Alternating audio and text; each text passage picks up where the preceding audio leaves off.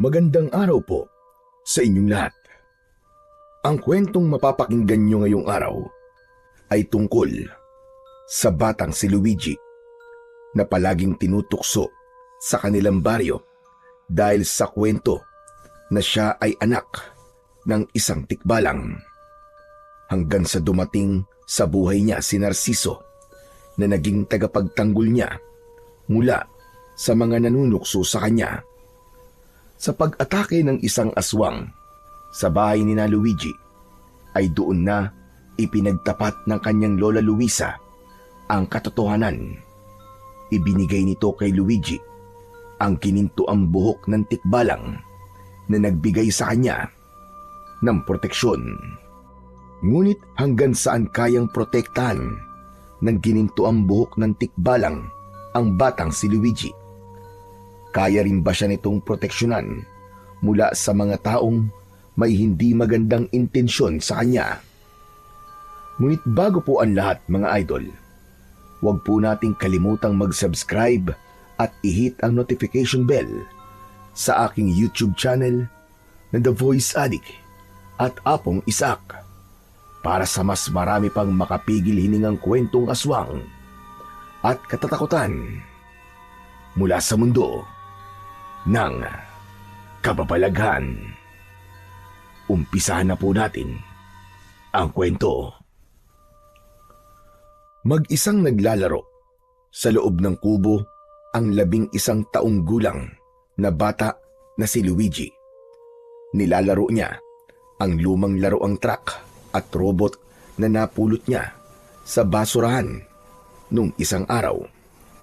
Mas masaya sana kung sa labas siya naglalaro kasama ang ibang mga bata, pero pinagbawalan na muna siya ng kanyang lola Luisa na makipaglaro sa mga bata sa baryo nila dahil madalas ay umuuwi siyang umiiyak dahil sa panunukso ng mga yon sa kanya. Maya-maya pa ay narinig ni Luigi ang pagtawag ni lola Luisa sa kanya mula sa likod ng bahay. Huminto muna siya sa paglalaro at pinuntahan niya ang lola niya na abala sa paglalaba sa tabi ng balon. Bakit po, Lola? Kumuha ka na nga muna ng pera roon sa bulsa ng palda ko na nakasabit sa likod ng pinto. Bumili ka ng 1 kilong bigas doon sa tindahan. Tapos magsaing ka na rin dahil tanghali na pala. Sige po, Lola. Ay, sandali. Oo nga pala. Baka salubong mo na naman sina Owen sa labas ha. Tapos tuksuhin ka na naman. Ikaw na lamang ang umiwas. Lawakan mo na lamang ang pag-unawa mo sa mga batang hindi natuturuan ng magagandang asal ng kanilang mga magulang. Sige na. Kahit naman po anong iwas ko kina Owen, sila pa rin po ang lumalapit sa akin. Kaya wala pong silbi ang pag-iwas ko sa kanila. Basta, iwasan mo na lang sila, apo. Lahat ng sasabihin nila ay ipasok mo sa kaliwan tenga mo, tapos labas sa kanan. Sige na, bumili ka na ng bigas, apo. Kumilos na si Luigi. Kumuha siya ng pera at naglakad papunta sa malapit na tindahan. Nagpasalamat siya dahil hindi niya nakita si Owen at ang mga kaibigan nito na paborito siyang tuksuin. Naglalakad na siya pauwi nang sandali siyang napahinto dahil nakita niya si Owen na makakasalubong niya. Agad nang umisi si Owen nang makita si Luigi. Kinabahan si Luigi sa ngising yun ni Owen. Ramdam niya na tutuksuhin na naman siya nito. Ganun pa man, nagkunwari siyang hindi niya ito nakita at nagpatuloy siya sa paglalakad ng mabilis. Pero humarang si Owen sa harap ni Luigi. Iiwasan niya sana ito, pero kahit saan siya humakbang ay patuloy na humaharang si Owen. Sandali lang! Bakit parang nagmamadali kayo ata, Luigi, ha? Kailangan ko na kasing umuwi kasi magsasaing pa ako. Hindi mo ba nakikitang may dala akong bigas? Aba, ang dami mo yatang biniling bigas. Bakit? Kasama niyo ba sa bahay niyo yung tatay mong tikbalang? Isinama niyo na ba siya sa pagkain niyo? Baka naman pwede kong makita ang tatay mo. Kasi hindi pa ako nakakakita ng totoong tikbalang eh. Hindi na lang nagsalita si Luigi dahil naalala niya ang bilin ni Lola Luisa. Lalagpasan na sana niya si Owen pero mahigpit nitong hinila ang kanyang braso. Nabitiwan ni Luigi ang bigas at nalaglag yun sa lupa. Nasira ang kinalalagyan na plastik ng bigas at kumalat yun sa lupa. Lagot! Ang bigas namin! Uy, hindi ko kasalanan yan ha. Ikaw ang nakabitiw sa bigas niyo. Kung di mo sana inila ang braso ko, hindi ko yan mabibitiwan. Talagang sinisi mo pa ako ha. Gusto mo ba lagyan kita ng black eye? Makaalis na nga dito. Baka magsumbong ka pa sa tatay mong tikbalang eh. Diyan ka na. Nagmamadaling umalis si Owen habang si Luigi naman ay yumukod at pilit na inilagay ang natapon na bigas sa sirang plastik. Lagot, yari ako kay Lola nito. Paniguradong pagagalitan niya ako. Si Owen talaga oh. Wala na siyang ginawang maganda. Kahit may kasamang lupa, ay dinala pa rin ni Luigi ang bigas sa kanilang bahay. Dumiretso siya sa likod kung saan naroon pa rin si Lola Luisa at naglalaba. Nanlaki ang mga mata ng matandang babae nang makita si Luigi. Naghugas ng mga kamay si Lola Luisa, saka lumapit sa batang si Luigi. Ano nangyari sa bigas natin? Lola, si Owen po kasi. Tinukso na naman po niya ako tapos nung aalis na po ako, ay hinila niya po ako sa braso kaya yun po. Nabitiwan ko po itong bigas. Sorry po Lola, hindi ko po sinasadya. Wala ka dapat na ihingi ng tawad sa akin. Ang Owen na yon ang may kasalanan.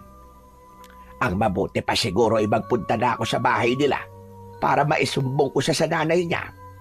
Dapat kasi na pagsasabihan ng batang yon at baka sakaling magbago pa ang pag-uugali. Wag na po Lola, wag na po. At bakit mo naman ako pinipigilan? Kasi po, papaluin si Owen ng nanay niya kapag nagsumbong po kayo. Nakita ko po kasi si Owen nung nakaraang araw na pinapalo po ng nanay niya sa labas ng bahay nila. May isang bata po kasi nagsumbong sa nanay ni Owen. Inaway po kasi ni Owen yung bata. Mabuti nga yon para madisiplina siya. Tignan mo nga ang ginawa niya ngayon. Hindi na natin mapapakinabangan lahat ng bigas na pinabili ko sa'yo. Buti sana kung napakamura ng kilo ng bigas ngayon, halos lahat ng bilihin ay tumataas na ang presyo. Huwag na po kayo magsumbong sa nanay ni Owen, Lola. Bibili na lang po ulit ako ng bigas. Babawasan ko na lang po yung perang iniipon ko. Hindi ba? Ipambibili mo yun ng sapatos para sa susunod na pasukan. Ayos lang po, Lola. Hindi naman po malaki ang mababawas dun eh. Doon na lang po ako kukuha ng pambili ng bigas. Basta wag niyo na pong isusumbong si Owen sa nanay niya. Kahit po hindi maganda ang patrato niya sa akin at palagi niya akong tinutukso, ayoko naman po siyang masaktan ng nanay niya nang dahil lang sa akin. Ay, nako. Ikaw talagang bata ka. Napakabuti ng iyong puso. Hindi ako makapaniwala na kahit puro panunukso na ang nakukuha mo kay Owen, ay nagagawa mo pa rin siyang proteksyonan. Pero ito ang tandaan mo, Apo. Walang masamang maging mabuting tao. Pero dapat ay hindi mo rin hahayaan na abusuhin ka ng iba dahil sa ikaw ay mabait. Minsan, kailangan mong manindigan at lumaban kung alam mong mali na ang nangyayari sa iyong paligid. Sige na, huwag mo nang bawasan ang iniipon mong pera at kumuha ka na ulit ng pera sa bulsa ng aking palda. Sige na, Apo ko. Ngumiti si Luigi kay Lola Luisa Sa kanya sinunod muli ang utos nito. Hindi alam ni Luigi kung kailan nagsimula ang panunukso sa kanya na ang tatay niya ay isang tikbalang. Pero nang magsimula siyang magkaroon ng kamalayan sa paligid, ay madalas niya nang naririnig sa usap-usapan ng ilang mga tao sa baryo nila na ang nanay niya ay pinagsamantalahan daw ng isang tikbalang. Ilang araw matapos maipanganak ni Luigi, ay nagpatiwakal ang kanyang ina. Ayon sa mga tao, ginawa yun ng nanay ni Luigi dahil sa labis na kahihiyan dahil ang anak nito ay anak ng isang tikbalang. Habang kumakain ng tanghalian, ay hindi maiwasang isipin ni Luigi ang nangyayari sa buhay niya. Dahil kasi sa panunuksong inaabot niya, ay wala siyang naging kaibigan sa kanilang lugar. Natuto siyang maglarong mag-isa at huwag masyadong lumabas kapag hindi kinakailangan. Luigi, mamaya ka na tumulala dyan na po. Lumalamig na ang pagkain mo, ha? Hindi mo ba gusto ang ulam? Hindi ba't paborito mo naman ang munggo? Hindi naman po dahil sa ulam natin eh. Kaya ako tahimik, Lola. Iniisip ko lang po kasi yung panunukso sa akin na tikbalang daw po ang tatay ko. Lola, totoo po ba yun? Tikbalang po ba talaga ang tatay ko? Apo, ilang beses ko bang sasabihin sa'yo na walang katotohanan ng bagay na yan? Kung hindi po totoo, bakit po nila ako tinutokso ng ganun? Saan po nila nakuha ang ganung kwento? Alam mo na ba ng mga tao rito sa baryo? Masyadong matindi ang paniniwala ng marami rito sa kababalaghan. Nabuntis kasi ang nanay mo ng isang lalaking taga-syudad. Iniwanan siya. Nakita ng mga tao na lumalaki ang tiyan ng nanay mo at alam ng lahat na wala siyang nobyo. Kaya doon nagsimula ang kwento na nabuntis ng tikbalang ang nanay mo kasi nangunguha ng panggatong na kahoy ang nanay mo sa gubat. Pinapaniwalaan kasing may tikbalang daw na naninirahan sa gubat natin dito. Pero bakit po nagpatiwakal si nanay? Sabi po nila, sobrang hiyang-hiya raw si nanay kasi anak daw po ng tikbalang ang anak niya. Ay, Diyos ko. Wala rin katotohanan yan, Luigi.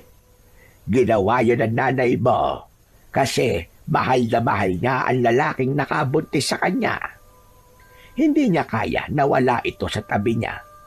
Kaya niya ginawa ang hindi dapat.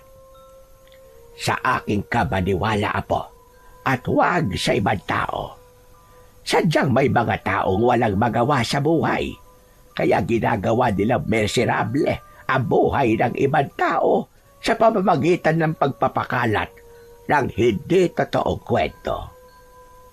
Kaya mo bang mangako sa akin na simula ngayon ay hindi ka na maniniwala na anak ka ng tikbalang? Opo, nangangako po ako, Lola. Alam ko po na hindi kayo magsisinungaling sa akin kasi apo niyo po ako.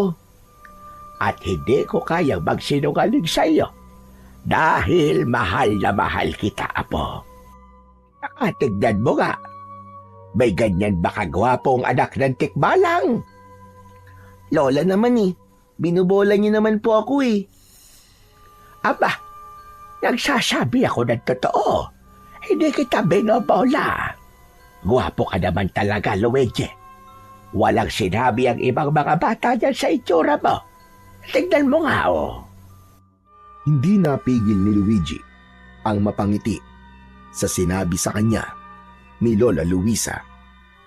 Napakaswerte niya dahil may lola siyang kagaya ni Lola Luisa na bukod sa mapagmahal ay mabait at maasikaso pa.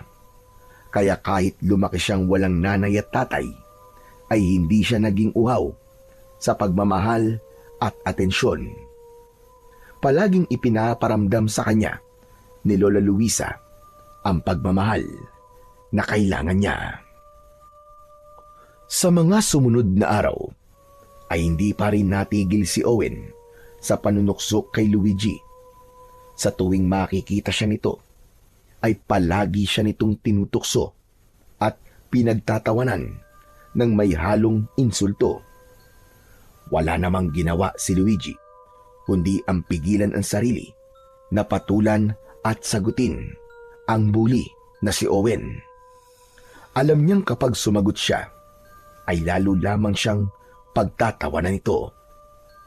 Kaya sa halip na magalit o umiyak, palaging inuulit ni Luigi sa kanyang isip na hindi totoo ang mga sinasabi ni Owen. Mas pinili niyang maniwala kay Lola Luisa na nagsasabing walang katotohanan na anak siya ng tikbalang. Ang pagtitimpi niya ay naging paraan niya upang manatili siyang matatag. Sa puso niya, alam niyang ang pagmamahal at sinasabi ng kanyang lola ang mas dapat niyang pakinggan kesa sa masasakit na salita ng iba. Isang umaga, umalis si Lola Luisa para magtungo sa palengke. Dahil mag-isa sa bahay si Luigi, ay naglaro na lamang siya. Hindi niya napansin ang paglipas ng mga oras, kaya nagulat siya nang dumating na ang lola niya. Nagtaka siya sapagkat may kasama itong isang matangkad na lalaki na noon lamang niya nakita. Bitbit ng lalaki ang bayong ni Lola Luisa. Lumabas si Luigi upang salubungin ang kanyang lola. Dito na pala ang bahay ko, Narciso. Maraming salamat sa pagdala ng bayong ko. Walang anuman po, Lola. Oo nga pala. Ito pala ang apo ko na si Luigi. Ngumiti kay Luigi ang lalaking tinawag ni Lola Luisa sa pangalan na Narciso. O sige ho, mauuna na po ako. Kailangan ko na rin pong umuwi. May mga kailangan pa kasi akong ayusin sa bahay. O sige, mag-iingat ka. Maraming salamat ulit sa iyo, Narciso. Nang umalis na si Narciso, ay pumasok na sina Luigi at Lola Luisa sa kanilang bahay. Dumiretso sila sa kusina. Ipinatong ni Lola Luisa ang bayong sa ibabaw ng lamesa at isa-isa nitong inilabas mula roon ang mga pinamili nito. Lola, sino po yung lalaki na yun? Manliligaw niya po? Mahabagin langit. Ano ba pinagsasasabi mo, bata ka? Masyado na ako matanda para sa bagay na yan. Napakabalisyoso mo naman. May asim pa naman po kayo ah. Anong asim-asim ang sinasabi mo? Ang asim na meron na lang ako ay sa kilikili. Si Narciso yon. Bagong salta rito sa baryo natin. Nabili pala niya yung lupa sa dulo na may sira-sirang bahay. Eh bakit po niya kayo tinulungan sa pagdadala ng bayong nyo kung hindi niya po siya manliligaw? Bakit? Hindi ba pwedeng may mabuting kalooban lamang si Narciso? Kaya niya ako tinulungan. Nakita niya kasi ako na hirap sa pagdadala ng aking bayong. Kaya tinulungan niya ako. Tapos habang naglalakad ay nagkwekwentuhan na rin kami. Kaya nalaman ko, nang salta lamang siya rito sa atin. Ganun po ba? Akala ko po kasi manliligaw niyo na po siya. Ikaw nga bata ka huwag ka masyadong malisyoso. Nagbibiro lang po, Lola. O siya, tama na yan. Tulungan mo na lang ako sa paghihiwa ng mga gulay. Magluluto ako ngayon ng chapsoy. Kinuha na ni Luigi ang kutsilyo at sangkalan.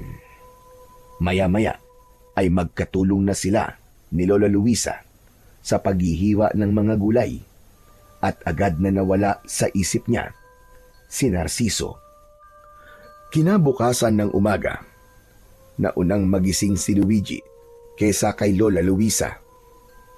Nagtaka siya sapagkat Palaging ang matanda ang nauunang magising. Nakita niyang nakabaluktot sa pagkakahiga si Lola Luisa habang balot ng kumot. Hinawakan ni Luigi ang noo at leeg ng kanyang lola.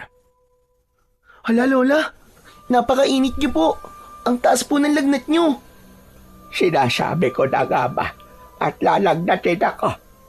Naulanan kasi ako kahapon tapos hindi ako nakaligo. Sandali at babangon na ako para makapaghanda ng almusal. Lola, wag na po. Ako na lang pong kikilos habang di pa po kayo magaling. Baka po mas lalong lumala ang lagnat niyo kapag nagkikikilos po kayo eh. O siya, sige apo. Bumili ka na lamang ng pandesal doon sa panaderia. Tapos dumaan ka kay Simang at manghingi ka doon ng dahon ng lagundi. Mabisa ang halamang gamot na yon para bumaba ang lagnat ko. Pasensya ka na sa akin na po. Agad na sinunod ni Luigi ang sinabi ni Lola Luisa. Kumuha siya ng perang pambili ng pandesal. Inuna niya ang pagbili ng tinapay bago siya nagtungo sa bahay ni Simang. Nanghingi siya rito ng dahon ng lagundi at pinayagan naman siya ng babae. Nang may sapat ng dahon ng lagundi si Luigi, ay agad siyang naglakad pauwi sa kanilang bahay. Habang naglalakad, ay narinig ni Luigi ang panunukso ni Owen na nasa likuran niya pala. Luigi, anak ng tikbalang! Tumakbo ka nga ng mabilis. Sige na, ipakita mo sa akin ang pagkakaroon mo ng dugong tikbalang. Hindi pinansin ni Luigi si Owen. Mas binilisan niya ang paglalakad. Ngunit bigla siyang tinapik ni Owen sa likod. Kaya hindi niya na napigilang huminto at harapin ito. Pwede ba wag ngayon, Owen? May lagnat si Lola Luisi. Kaya kailangan ko madala sa kanya ang mga gamot na to. Aba, bakit parang ang tapang mo yata ngayon ha? Huwag mo sabihin, napapalagan mo na ako. Hindi naman sa ganun, Owen. Kailangan ko lang talaga madala tong dahon ng lagundi kay Lola. Pasensya na kung nasigawan kita. Bakit kasi hindi mo nalang sabihin sa tatay mong tikbalang na pagalingin ang lola mo? Wala ba siyang kapangyarihan para magpagaling ng sakit? Hindi tikbalang ang tatay ko, Owen. Nabuntis ng taga-syudad ang nanay ko. Iniwan niya si nanay, kaya hindi nakita ng mga tao rito ang totoo kong tatay. Sinungaling! Hindi ba? Kaya nga nagpatiwakal ang nanay mo kasi nahiya siya. Sa bagay, kahit naman sigurong mabuntis ng tikbalang ganun din ang gagawin. Siguro, walang pumapatol sa nanay mo, kaya sa tikbalang na lang siya nagpabuntis. Umiim ang bagang ni Luigi sa sinabing yun ni Owen. Pinilit niyang wag magalit pero hindi niya kayang palampasin ang pag-iinsultong ginawa ni Owen sa nanay niya. Bawiin mo ang sinabi mo. Hindi malandi ang nanay ko. At wag mo siyang pagsalitaan ng hindi maganda. Irespeto mo ang kaluluwa niya. Bawiin mo ang sinabi mo tungkol sa nanay ko. Bawiin mo! Paano kung di ko bawiin? Sige nga, anong gagawin mo? Akmang susuntukin ni Owen si Luigi nang biglang dumating si Narciso. Mabilis nitong hinawakan ang kamao ni Owen kaya hindi yun dumapo sa muka ni Luigi. Hoy! Bakit mo susuntukin si Luigi, ha? Bitiwan mo ako! Bitiwan mo ako! Kailangan ko makaganti sa lokolokon to! Siya ang unang nanuntok sa akin, kaya gaganti ako sa kanya! Saka sino ka ba, ha? Bakit ka nakikialam? Totoo ba ang sinasabi niya, Luigi? Ikaw ba talaga ang unang nanuntok? Opo, pero tinutukso niya po kasi ako eh. Panunukso ba? Kung totoo ang sinasabi ko, anak ka naman talaga ng tikbalang sa kamalandi ang nanay mo. Kaya ka naman pala sinuntok eh. Kasi ganyan ang lumalabas sa bibig mong bata ka. Umuwi ka na. At ayoko nang malalaman na tinutukso o sinasaktan mo si Luigi, ha? Ipapaalam ko lang sa'yo na pumapatol ako sa bata. Nang bitiwan ni Narciso ang kamay ni Owen, ay nagmamadali at takot na tumakbo. Palayo si Owen. Pinulot ni Narciso ang supot ng pandesal at inabot yon kay Luigi. Maraming salamat po, Kuya Narciso ah. Kung di po kayo dumating, ay uuwi po ako na may pasa sa mukha. Ano ba kasi talaga ang nangyari? Tinukso po niya ako, natikbalang po ang tatay ko. Sinabi rin po niyang walang may gusto sa nanay ko kaya pumatol po sa tikbalang. Palagi na lang po kasi akong tinutukso ni Owen, kaya hindi na po ako nakapagpigil kanina. Nasuntok ko po siya bigla. Tama lang ang ginawa mo. Minsan ay kailangan mong lumaban para malaman nila na hindi ka nila maaaring tapak-tapakan palagi. Oo nga pala, ano ba yung dahon na dala mo? Dahon po to ng lagundi. Nilalagnat po kasi si Lola Luisa eh. Ganun ba? Ang mabuti pa ihahatid na kita sa bahay nyo at baka inaabangan ka ng Owen na yon. Umayag si Luigi sa sinabing yun ni Narciso. Habang naglalakad sila, ay muling nagtanong si Narciso. Curious lang ako, Luigi. Totoo ba yung tinutukso sa'yo? Na anak ka raw ng tikbalang? Naku, hindi po. Gawa-gawang kwento lang po yun ng mga tao rito sa amin. Saka kung anak po ako ng tikbalang, hindi po sana ako mukhang tao, di ba? Sa bagay, may punto naman ang sinabi mo. Kumusta na pala si Lola Luisa? Mataas po ang lagnat niya eh. Naulanan po kasi siya kahapon. Maya-maya pa ay nakarating na sina Luigi sa bahay. Aalis na sana si Narciso pero agad itong pinigilan ni Luigi. Kuya, huwag po muna kayong umalis. Saluhan niyo po kami ni Lola sa almusal para po makabawi po ako sa pagliligtas niyo sa akin kanina. Aba, hindi ko tatanggihan yan. Mabuti at makakalibre ako ng almusal. Pasok po kayo rito sa loob. Maupo na muna kayo sa kusina at tatawagin ko lang po si Lola Luisa. Pumasok na si Narciso at nagtungo sa kusina. Pinuntahan naman ni Luigi si Lola Luisa sa maliit nilang silid. Inalalayan niya ito sa pagtayo. Bahagyang nagulat si Lola Luisa nang makita si Narciso. Magandang umaga po, Lola. May sakit daw po kayo, sabi ni Luigi. Aba, meron nga. Tumatanda na talaga ako. Madali na akong kapitan ng sakit. Lola, dito po mag-aalmusal si Kuya Narciso. Iniligtas po niya kasi ako kanina kay Owen. Ano ka ma? Paano iniligtas? Inaway ka na naman ba ng Owen na yon? Nakita ko po kasi nasusuntokin ng Owen si Luigi, kaya lumapit po kagad ako para pigilan si Owen. Tapos sininda ko na rin po si Owen para hindi niya naawayin at tuksuin si Luigi. Lola, sorry po. Kasi hindi ko po sinunod yung bilin nyo. Nasuntok ko po kasi si Owen kasi grabe na po ang panunukso niya eh. Sinabi po niyang malandi si nanay, kaya hindi ko na po napigilan ang sarili kong lumaban. Naiintindihan ko ang ginawa mo, Apo. Pero hindi ibig sabihin na sinabi ko sa iyo na minsan ay kailangan mong lumaban ay karahasan na ang pipiliin mong paraan sa paglaban. Pero hayaan mo na. Nangyari na, kaya wala na tayong magagawa. Ang mabuti pa ay mag-almusal na tayo. Salamat pala sa pagliligtas sa apo ko, Narciso. Walang anuman po, Lola Luisa. Bago kumain, ay nagpaapoy muna si Luigi sa kalan. Isinalang niya roon ang kalderong may tubig at dahon ng lagundi para pagkatapos mag-almusal ay makakainom na kagad ng gamot si Lola Luisa. Maya-maya pa ay magkakasama ng nag-almusal ang tatlo. Oo nga pala, Narciso. Bakit mo pala napiling manirahan dito? Masyado na po kasi magulo ang buhay sa Maynila. Kaya naghanap po ako ng lugar na malayo sa kabiasnan. At dito ako napunta. Paanong magulo ang sinasabi mo? Mahirap pong ipaliwanag eh. Mahaba pong kwento. Paano ang trabaho mo sa Maynila? Panigurado may trabaho ka roon. May maliit po akong negosyo roon. pero pinahawa ko po muna sa kapatid ko. Kaya kahit po nasa malayo ko, ay tiwala po ko na hindi babagsak ang negosyo ko. Mukhang maayos pala ang buhay mo. Nakakatuwa naman na pinili mong manirahan sa ganitong klase ng lugar. Maganda naman po rito sa baryo nyo, Lola eh.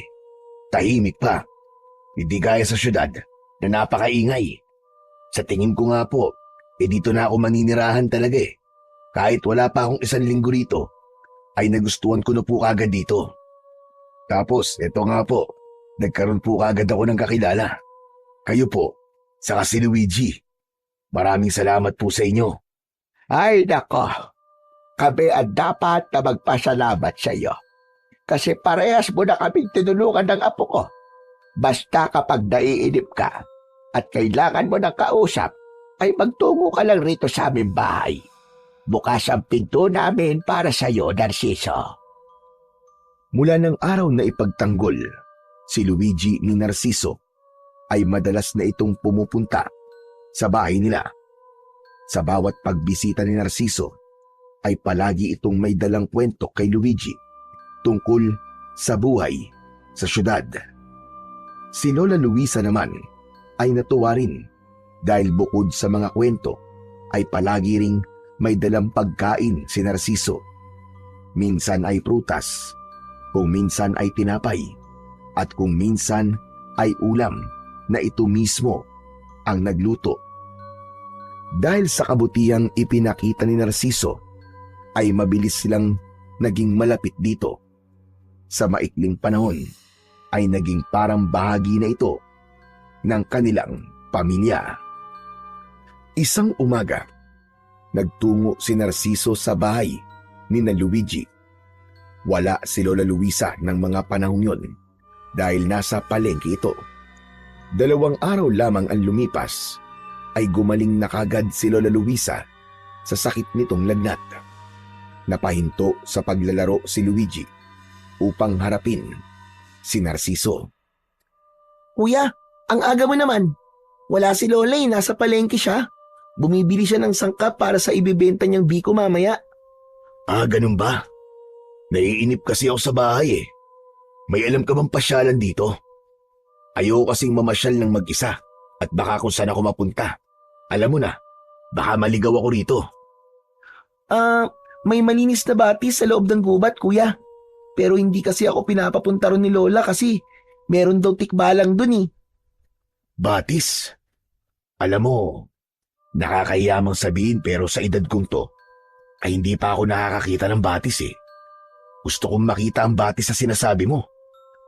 Pero baka mapagalitan ako ni Lola Luisa kapag nagpunta ako ron eh. Hindi naman natin sasabihin sa kanya eh. Mabilis lang tayo, promise. Gusto ko lang talagang makita yung batis sa sinasabi mo. Baka magpakita sa atin yung tikbalang sa gubat, kuya. Kasama mo naman ako eh. Wala kang dapat ikatakot. Ano? Tara na. Gusto ko lang malaman ang daan papunta ron para sa susunod.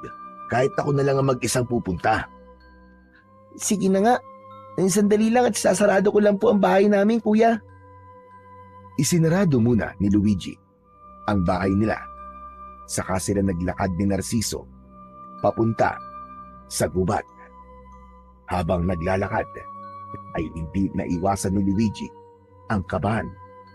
Noon pa man kasi ay mahigpit ng bilin ni Lola Luisa na huwag siyang magtutungo sa gubat dahil may nakita roong tikbalang. Ayon sa mga kwento, maraming tao na ang iniligaw ng tikbalang sa gubat. May iba na halos 1 araw na nawala bago nakabalik. Nang nasa loob na ng gubat sina Luigi, ay mas lalo siyang kinabahan. Nanlamig ang kanyang katawan. Pakiramdam niya ay may pares ng mata na nakasunod ng tingin sa kanila ni Narciso. Bakit namumutla ka na, Luigi? Ayos ka lang ba? Natatakot po kasi ako, kuya. Baka biglang magpakita sa atin yung tikbalang, tapos iligaw tayo rito. Huwag kang matakot, kasama mo naman ako eh. Saka hindi ba, ang sabi nila, kapag iniligaw ka raw ng tikbalang, ay baligtarin mo lang ang suot mong damit. Kapag iniligaw tayo ng tikbalang, edi ganun ang gagawin natin. Hindi naman po sigurado kung totoo yun. Pero Kuya Narciso, hindi ba galing ka sa Maynila? Naniniwala ka ba sa tikbalang? Oo naman. Bakit? Ang akala mo ba lahat ng nakatira sa Maynila ay hindi naniniwala sa mga nilalang kagaya ng tikbalang? Okay, sige. Sa'yo ko lang sasabihin to ha. Kaya huwag mong sasabihin kahit kanino, kahit kay Lola Luisa. Alam mo, Luigi, may third eye kasi ako eh. Ha? Third eye? Nakakakita ka ng multo, Kuya? Hindi lang multo, pati mga elemento. Doon nga sa bahay ng kapatid ko sa Maynila, may nakatirang diwending puti. Minsan kapag mag-isa ako, kinakausap ko siya. Wow! Ang astig niyo pala, Kuya. Hindi ko alam na may ganyan pala kayong kakayahan. Kaya nga huwag kang matakot ngayon, kasi kasama mo ako. Kapag nakita ko yung tikbalang, kakausapin ko siya. Na huwag niya tayong sasaktan, kasi wala naman tayong gagawing masama sa kanya. Dahil sa mga sinabi ni Narciso, ay agad na nawala ang takot ng batang si Luigi. Naging kampante na siya nang malaman niya ang kakaibang kakayahan ni Narciso. Makalipas ang ilang minuto, narating na ni Luigi ang batis na nasa loob ng gubat. Hindi ganun kalaki ang batis, pero napakalinaw ng tubig nun. May mga maliliit na isda na naninirahan sa batis. Bumakas ang pagkamangha sa muka ni Narciso. Wow! Napakaganda pala ng batis. Para tayo nasa paraiso, Luigi. Salamat. Dinala mo ko rito ah. Sabi ko naman sa'yo, Kuya maganda talaga rito. Pero ngayon na lang ulit ako nakapunta rito kasi, yun nga, pinagbabawalan ako ni Lola. Biglang naghubad ng damit si Narciso at lumusong ito sa tubig. Lumangoy ito roon at para itong batang tumatawa. Pinanood lang ni Luigi si Narciso habang nakaupo siya sa nakatumbang puno sa gilid ng batis. Luigi, halika! Maligo ka na rin! Ang sarap ng tubig, ang lamig! Ikaw na lang, Kuya. Baka nasa bahay na si Lola. Magtataka yun kapag nakita niyang basa ako. Nagpatuloy si Narciso sa paglangoy sa batis. Nang mapagod ito, ay umahon na ito at tumabi kay Luigi. Hindi nakapagsisisi na pumunta ako sa lugar na to. Siguro'y napakarami pang magagandang lugar dito na nagtatago lang.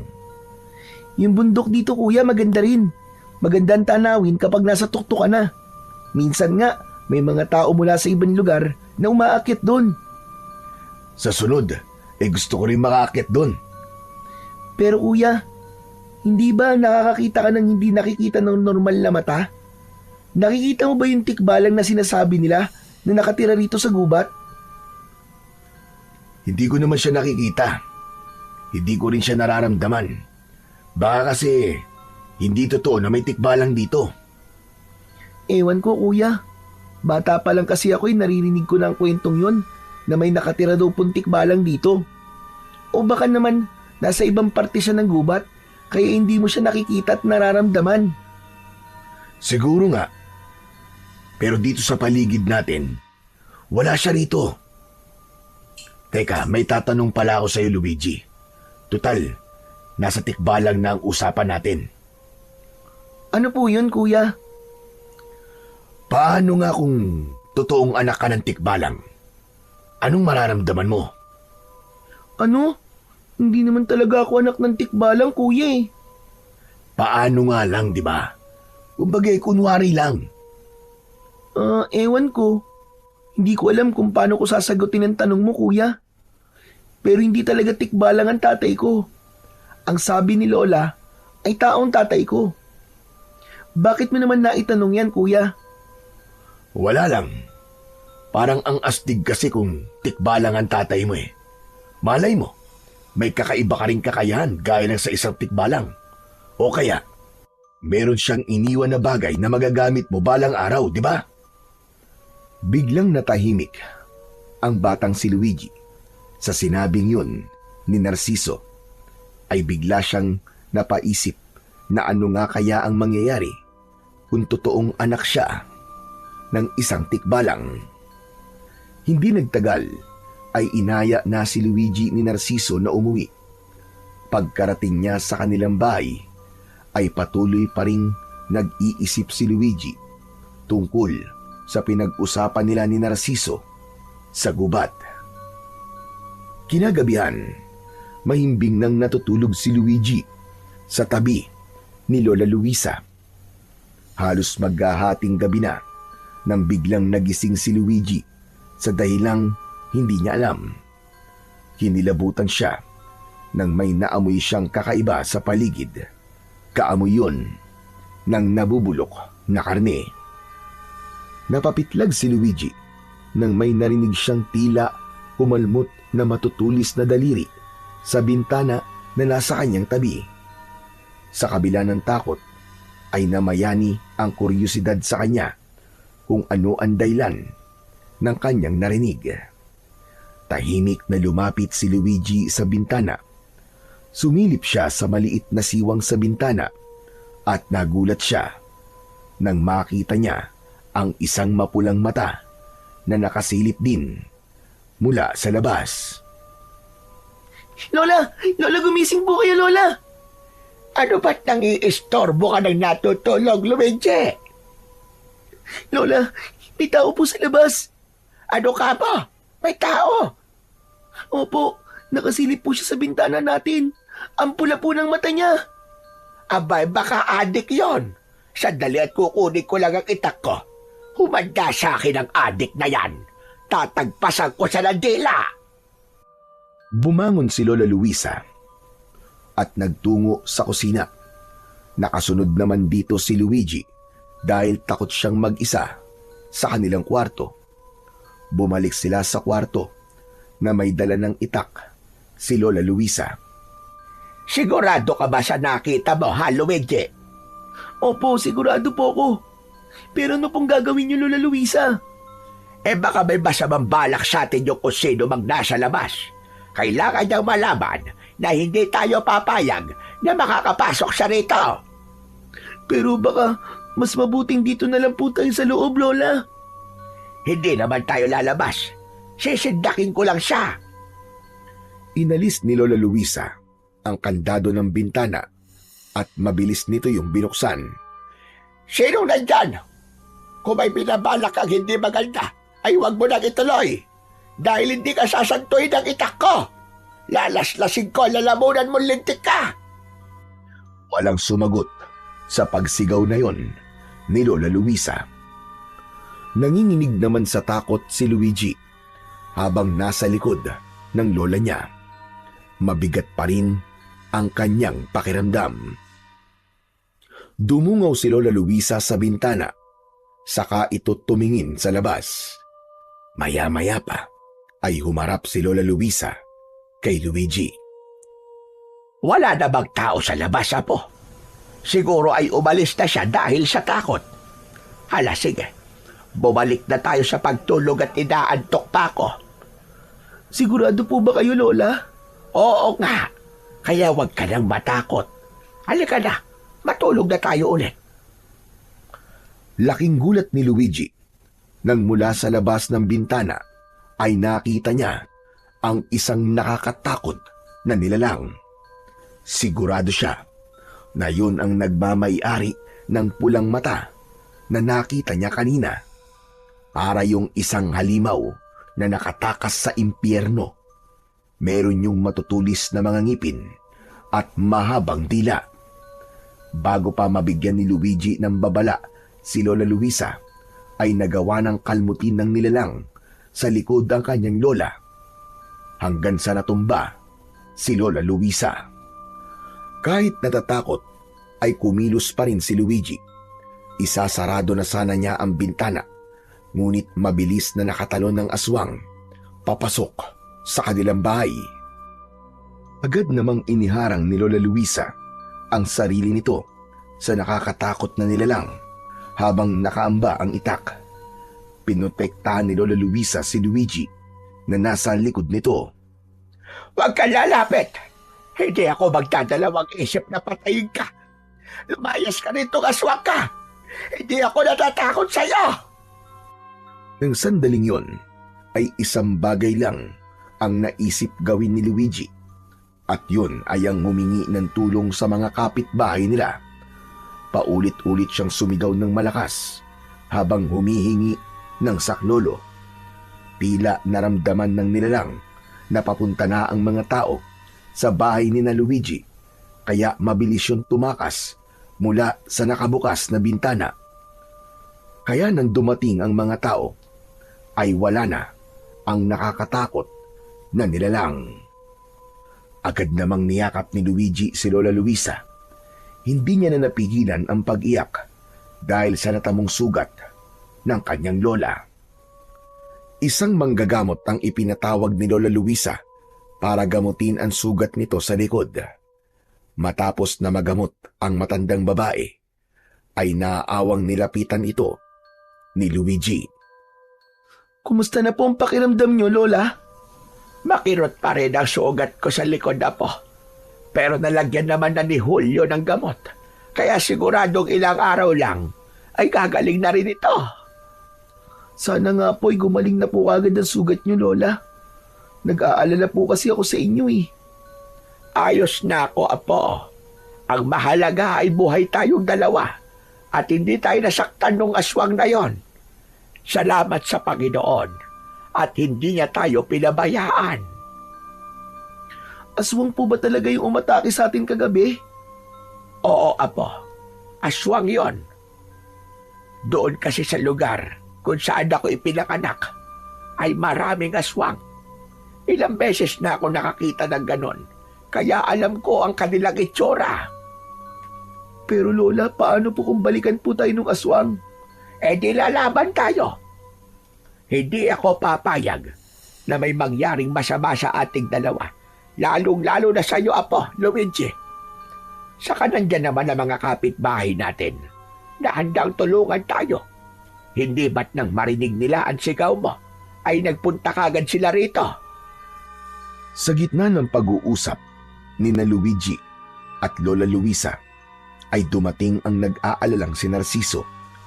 Umupo ito sa tabi ni Lola Luisa at hinawakan ang kamay ng matanda. Lola, totoo po ba ang kwentong nakarating sa akin? Inatake raw kayo ng isang aswang kagabi at nasugatan kayo? Napakabilis talagang kumalat ng balita sa lugar na ito. Oo, totoo yon. Inatake nga kami ng aswang at nagawa pa niyang makapasok dito sa aming bahay. Kumusta po kayo? Ikaw, Luigi, nasugatan ka rin ba? Ayos lang po ako, kuya. Hindi po ako nasaktan ng aswang. Pero si Lola po, nakalmot siya ng aswang sa likod. Mabuti na nga lang po at hindi malalim ang sugat niya. Mas makakabuti siguro kung magpunta tayo sa ospital, Lola. Dapat matignan ng doktor ang sugat nyo. Hindi na kailangan, Narciso. Nagamot na ako ni Julio. Okay na yon. Kilala yung magaling na manggagamot dito.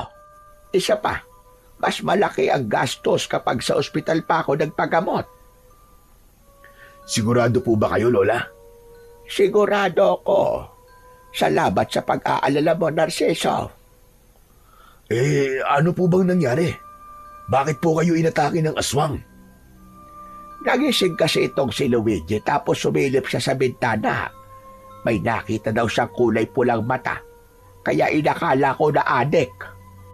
Sisindakin ko sana gamit ang itak, kaya binuksan ko ang bintana. Hayon, doon na kami inatake ng aswang pagtalikod ko. Ibig po palang sabihin meron pong aswang dito sa baryo nyo.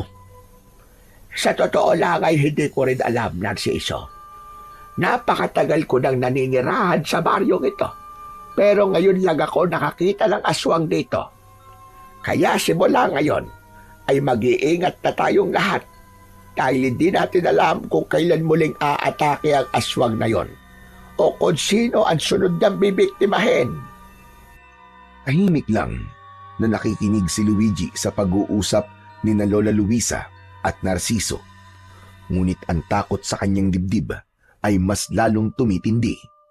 Pakiramdam niya ay hindi pa yon ang huling beses na makakainkwentro nila ang aswang na umatake sa kanilang bahay noong nakaraang gabi.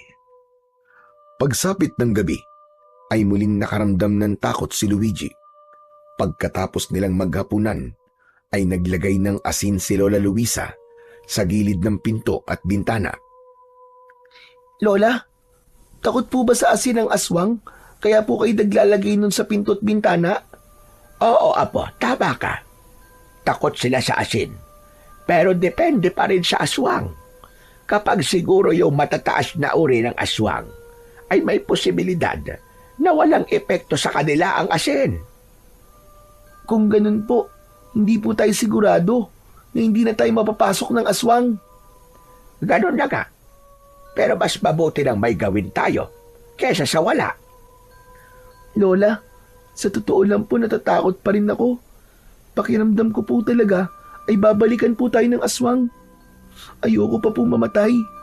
Ayoko rin po mamatay kayo kasi kapag nangyari yun, mag-isa na lang po ako sa buhay. Hindi ko po kayang mawala kayo, Lola. Ayoko pong mangyari yun. Hindi agad nakapagsalita si Lola Luisa sa sinabing yun ni Luigi. Bakas ang takot at pag-aalala sa muka ni Luigi dahil simula nang may aswang na umatake sa kanila ay doon niya napagtantong hindi na sila ligtas. Pumasok si Lola Luisa sa kanilang kwarto. Makalipas ang ilang sandali ay binalikan nito si Luigi. May dalang telang pula ang matandang babae. Naiintindihan ko ang takot na nararamdaman mo, apo. Kahit ako ay natatakot sa kung ano ang mga susunod na mangyayari sa atin. Tama ka. May posibilidad nga na bumalik ang aswang na yon. At hindi tayo sigurado kung kaya ba tayong protektahan ng asin. Kaya naisip ko na ito na ang tamang panahon para malaman mo ang buong katotohanan. Po, ano pong buong katotohanan? Ngayon pa lang ay humihingi na ako ng tawad. Kung ngayon ko lang ito sasabihin sa iyo, apo, Luigi. Pero sana ay maintindihan mo ko na matagal kong itinago sa iyo ang katotohanan dahil nais lamang kitang proteksyonan at gusto ko mabuhay ka ng normal gaya ng ibang mga bata. Ano po bang kailangan niyong sabihin sa akin? Kinakabahan naman po ako sa inyo, Lola eh. Apo, makinig ka. Totoo na ang tatay mo ay isang tikbalang. Ano po? Ang pangalan ng tikbalang na nakabuntis sa iyong ina ay Amaron. Hindi siya basta pangkaraniwan tikbalang, kundi siya ay isang hari ng mga tikbalang. Nagustuhan ni Amaron ng iyong ina.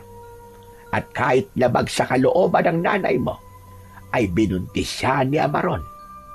Totoo rin na kaya nagpatiwakal ang nanay mo ay dahil sa kahihiyan. Hindi niya nakinaya ang mga naririnig niya mula sa mga tao, kaya mas pinili niyang wakasan ang sarili niyang buhay.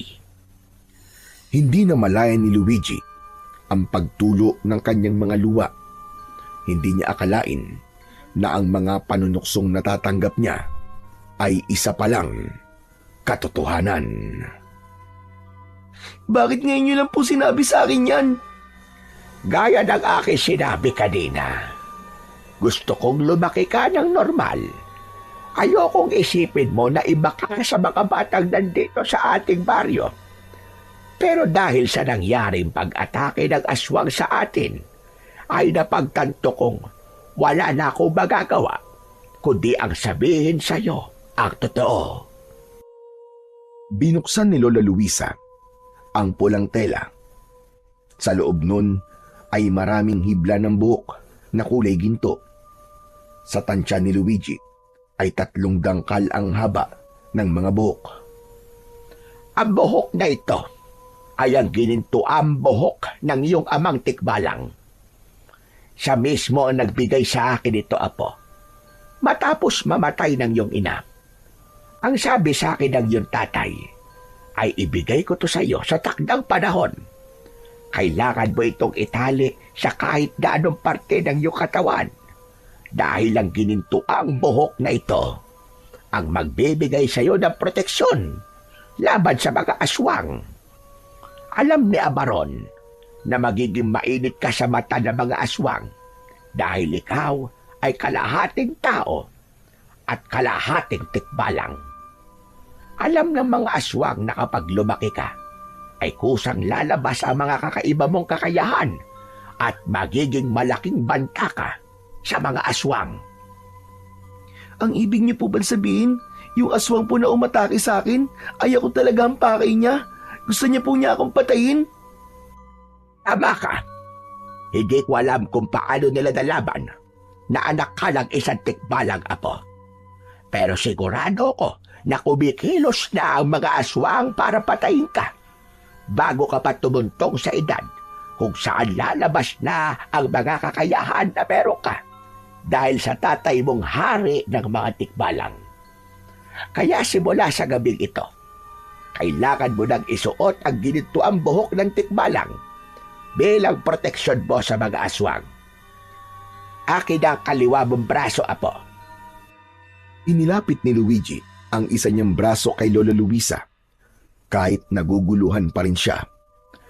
Mahigpit na itinali ni Lola Luisa ang ginintuang buhok ng tikbalang sa braso ni Luigi. Siniguri nito na hindi yun matatanggal ng basta-basta. May kakaibang naramdaman si Luigi. Tila may kung anong enerhiya ang bumalot sa buo niyang katawan. Tila ba may maliliit na bultahe ng kuryente na kumikiliti sa kanyang balat. Tandaan mo, huwag mong hahayaan na mawala ang buhok na yan sa iyong braso at huwag mo rin hahayaan na makuha yan sa iyo ng iba. Nagkakaintindihan ba tayo? Opo. Muli akong humihingi ng pasensya sa iyo, apo. Patawad ko ngayon ko lang sinabi sa iyo ang katotohanan. Ang akala ko kasi ay hindi darating ang ganitong pangyayari sa buhay natin. Hindi naman po ako galit sa inyo, Lola. Nagulat lang po ako pero naiintindihan ko po kayo. Masyado po kayong maraming nagawang mabuti sa akin, Lola, para magalit po ako sa inyo. Maraming salamat, Luigi. Napakabait mo talagang bata, apo. Mahigpit na niyakap ni Lola Luisa ang batang si Luigi.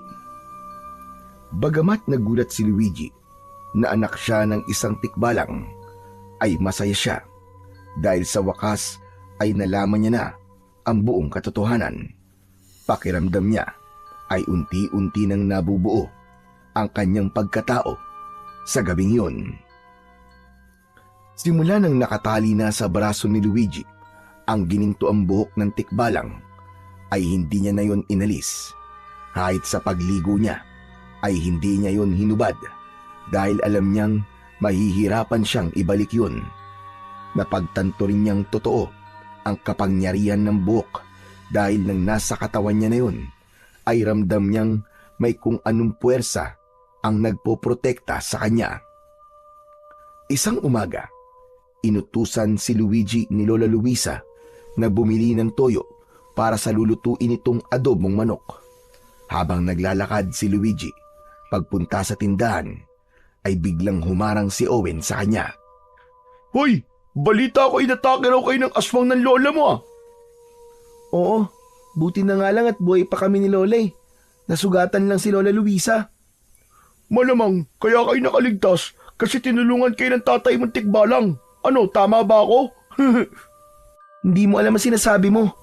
Nakaligtas kami kasi tinulungan kami ng mga kapitbahay namin. Sus, pa-inosente ka pa eh. Pero mabuti na lang at nakita kita. Akala mo ba'y nakakalimutan ko na yung pagsuntok mo sa akin? Hindi pa ako nakakaganti sa'yo. Owen, pwede ba? Ayoko ng gulo. Pwes ako gusto ko. Hindi kita titigilan hanggat hindi kita nasusuntok. Sige, kung yan ang gusto mo at yan ang magpapagaan sa kalooban mo, pagbibigyan kita. Ibig mo ba sabihin, hayaan mo akong suntukin ka? Oo, Owen. Para makaganti ka na sa akin. Pero sana kapag nasuntok mo na ako, ay tigilan mo na ako ah. Sana hindi mo na ako tutuksuin. Pwede ba? Huwag mo akong inuutusan. Kaya kahit suntukin kita, itutuksuin pa rin kita. Pero magandang pumapayag ka sa gusto ko. Ngayon, humanda ka dahil mababasag yung pagbumuka mo. Asar na asar ako sa'yo. Ngumisi si Owen. Pinalagutok pa nito ang mga buto nito sa kanang kamao nito. Bumuelo si Owen at saka nito malakas na sinuntok sa panga si Luigi. Ngunit imbis na si Luigi ang masaktan, ay si Owen ang napasigaw dahil sa labis na sakit.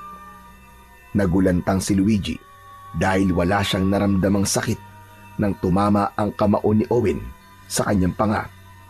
At mas lalo siyang nagulantang nang makita niyang nabali ang ilang daliri ni Owen na parabang sa bato ito sumuntok. Aray ko! Ang mga daliri ko!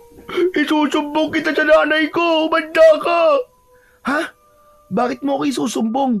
Ikaw nga to sumuntok sa akin eh. Ikaw ang may gawa niya sa sarili mo at hindi ako. Hindi!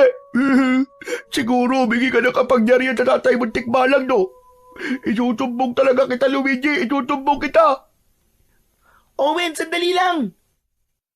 Hindi na nagawang tapusin pa ni Luigi ang kanyang sasabihin dahil tumakbong umalis si Owen habang umiiyak.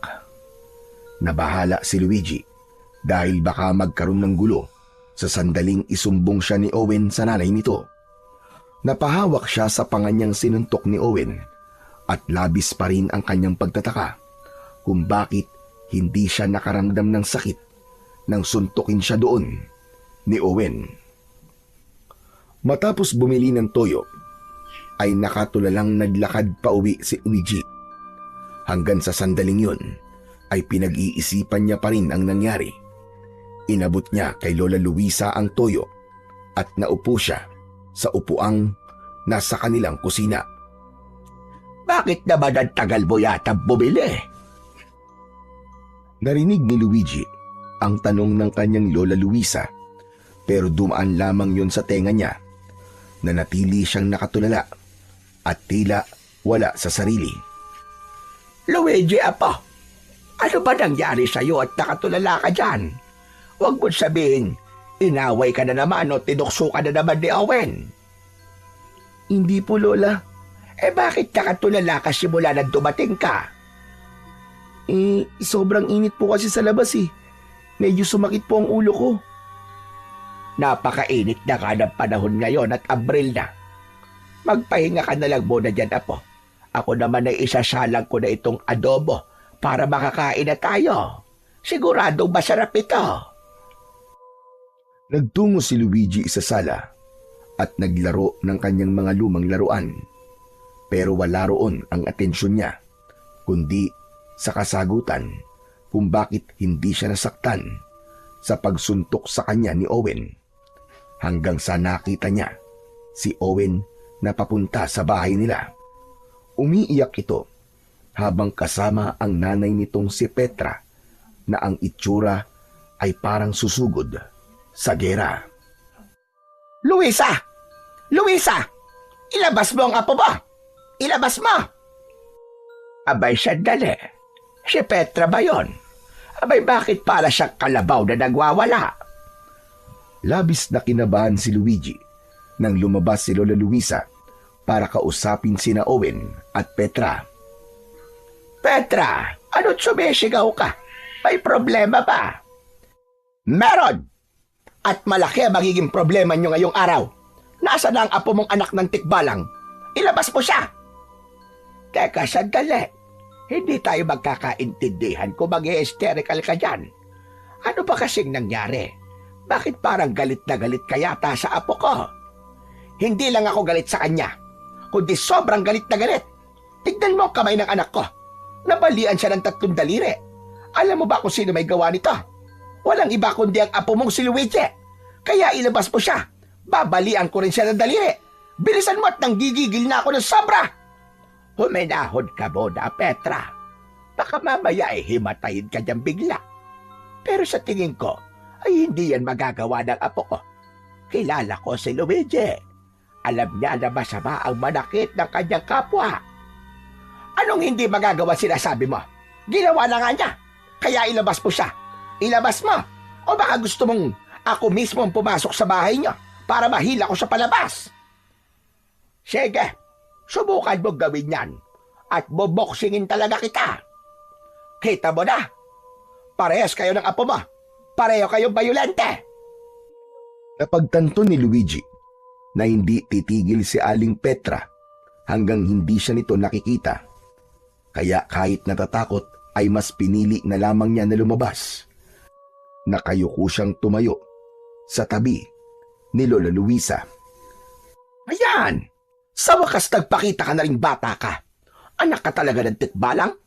Ano bang tumakbo sa utak mo at binali mo ang daliri ng anak ko, ha? Hindi ko po binali ang mga daliri ni Owen, Aling Petra. Sinuntok po niya ako sa mukha kasi gusto niyang gumanti sa akin kasi nasuntok ko po siya sa mukha nung isang araw. Tapos siguro po ay napasama po ang pagtama ng kamao niya sa mukha ko. Kaya po nabali.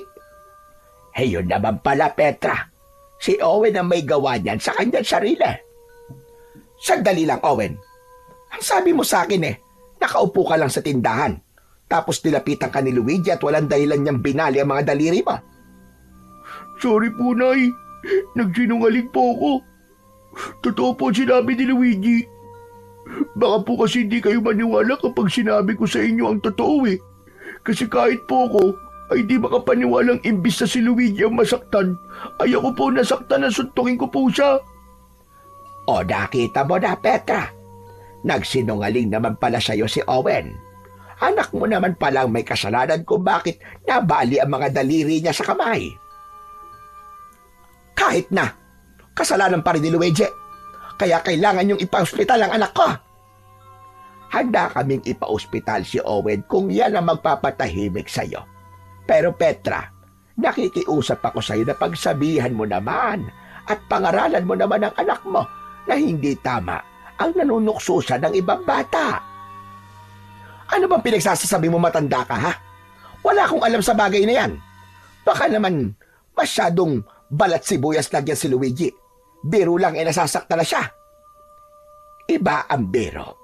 Iba rin ang panunokso. Ang biro ay nakakatawa, habang ang panunokso ay nakakasakit. Mabait ang apo ko, Petra. At hindi siya dapat nakakaranas ng matinding panunokso mula sa anak mo. Alam mo bang kung anong klaseng bigat ang dinadala ni Luigi dahil sa paulit-ulit na panunokso ni Owen sa kanya? Magbaga salita, malalim yan kung makasugat. Kung patuloy mo yang hahayaan si Owen, baka hindi lang si Luigi ang masaktan, kundi pati na ang kinabukasan ng anak mo. Dahil kung lumaki ang anak mo na iniisip na tama ang panunokso at pang-aapi, anong klaseng tao kaya ang magiging siya pagdating ng araw? Napatahimik si Petra at hindi agad nakasagot. Tila napahiya ito, kaya hindi na nito alam ang sunod na sasabihin. Hanggang sa walang imik na hinila ni Petra si Owen palayo sa bahay ni na Luigi. Grabe, ang galing niyo po, Lola. Napaalis niyo po si Aling Petra. Ano na sinasabi ko sa iyo na paglaban na po? Hindi mo sila kailangan saktan ng pisikal. Bagkos, kailangan mo silang sampalin ng katotohanan. Ngayon, tayong dalawa naman na mag-uusap. Sumunod ka sa akin sa loob. Naunang pumasok si Lola Luisa sa kanilang bahay. Kinakabahang sumunod si Luigi. Nakaupo sa may sala ang matandang babae. Umupo si Luigi sa tabi nito. Ngayon, ipaliwanag mo sa akin ang nangyari. Kung sinuntok ka ni Owen, bakit siya ang nabalian ng daliri? Saan ka ba niya sinuntok? Sa mukha po. Sa mukha? Pero wala naman akong nakikitang pasa sa mukha mo. Sigurado ko na malakas ang pagsuntok ni Owen sa'yo para mabali ang mga daliri niya. Sa totoo lang po, Lola, kahit ako nga po'y naguguluhan kung paano po yung nangyari. Nang suntukin po ako ni Owen, wala po akong naramdaman na kahit na konting sakit. Para po siyang sumuntok sa bato, kaya ganun po nangyari sa kanya. Biglang natigilan si Lola Luisa. Nahulog ito sa malalim na pag-iisip. Hindi nagtagal ay nanlaki ang mga mata ng matanda. Nagtaka si Luigi nang biglang hawakan ni Lola Luisa ang braso niya kung saan nakatali ang ginintuang buhok ng tikbalang. Hindi kaya ang buhok na ito ng tikbalang ang dahilan kung bakit gano'n na nangyari? Ano pong ibig niyong sabihin, Lola? Wala ka bang naramdamang kakaiba sa katawan mo? Simula nang itali ko ito sa iyong braso, Apo. Meron po. Pakiramdam ko po ay may parang enerhiya po na nakapalibot po sa buong katawan ko. Ganun pong nararamdaman ko kahit ngayon. Kung ganon, hindi lang sa aswang ang proteksyon na meron ka, kundi sa mga tao rin nasasaktan ka. Diyos ko, kabangha-mangha naman ang bagay na ito, Apo. Amaron, kung naririnig mo ako, maraming salamat sa kapangyarihan na ibinigay mo sa iyong anak. Salamat dahil hindi na ako mag-aalala na may mangyayaring masama sa kanya. Pero Lola, natatakot po ako. Paano po kung ipagkalat po ni na Aling Petra at Owen ang nangyari? Baka po magtaka ang mga tao kung bakit hindi po ako nasasaktan. Baka po malaman nila na totoong anak ako ng tikbalang. Hayaan mo sila. Hayaan mo kung anong sasabihin sa'yo ng mga tao. Pwede naman tayong tumanggi at sabihin na sila ay nagsisinungaling. Basta ang importante ay may proteksyon ka na sa lahat ng gustong manakit sa'yo, Apo. Pero sandali lang, gusto kong masubukan kung totoo nga ang proteksyon na meron ka. Po? Paano po? Laking gulat ni Luigi nang bigla siyang sinampal ng malakas ni Lola Luisa. Pero hindi siya natinag at wala siyang naramdamang kahit katiting na sakit. Lola, bakit niyo po ako sinampal? Aray ka! Tinesting ko lang naman kung masakit. Ano? May naramdaman ka ba sakit? Wala po. Ay nako, totoo nga. Ngayon ay kampante na ako kahit paano. Hindi na ako masyado matatakot kahit bumalik pa rito yung aswang para patayin ka. Kasi hindi ka niya mapapatay. Tama po kayo, Lola. Pero paano po kayo? Anong paano ko? Eh di ba, Lola? Wala po kayong gininto ang buhok ng tikbalang? Paano po kapag kayo ang sinaktan ng aswang? Huwag mo kong intindihin, Apo. Kaya kong protektahan ang aking sarili. Ano po kaya kung hati na lang po tayo rito sa buhok ng tatay ko? Hindi maaari ang naiisip mo, Apo. Natatandaan ko na sinabi sa akin ni Amaron na tanging ikaw lamang ang pwedeng gumamit niyan dahil may dugo ka niya. Kaya para talaga sa'yo yan, Luigi. Biglang natahimik si Luigi sa sinabing yun ni Lola Luisa. Hindi na alis sa kanya ang pag-aalala para sa kanyang lola hanggang sa napagtanto niya na kung sakaling muling umatake ang aswang sa kanila ay kailangan niyang protektahan si Lola Luisa dahil siya ang may kakayahang labanan ang aswang na yun. Simula nang mapatunayan ni Luigi ang kapangyarihan ng ginintuang buhok ng tikbalang ay doon niya napatunayan na mahal siya ng tatay niya na si Amaron. Dahil siniguro nito na magiging ligtas siya sa mga aswang na nanaisin siyang saktan at patayin. Kaya naman, nagkaroon siya ng kagustuhan na makilala o makausap kahit sandali lamang ang kanyang tatay na hari ng mga tikbalang. Isang gabi, habang nag-aayos ng higaan si Lola Luisa, ay nakatingin lang rito si Luigi. Nag-iipon siya ng lakas ng loob para sabihin sa kanyang lola ang bagay na ilang araw niya nang nais sabihin. Luigi, Apo, maayos na itong higaan natin. Maaari ka nang humiga. Ako naman ay maglalagay lang ng asin sa mga bintana at pinto. Lola, may itatanong po sana ako sa inyo eh. Ano ba yon? Parang ang seryoso mo naman masyado. Huwag po sana kayong magagalit ha. Pero, pwede ko po bang makilala ang tatay ko? Naiintindihan ko kung bakit gusto mo siya makilala, Apo. Pero apo, hindi ko alam kung ano maaaring mangyari kapag nakilala mo siya. Bakit po? Ano po bang pwedeng mangyari kapag nagkita po kami?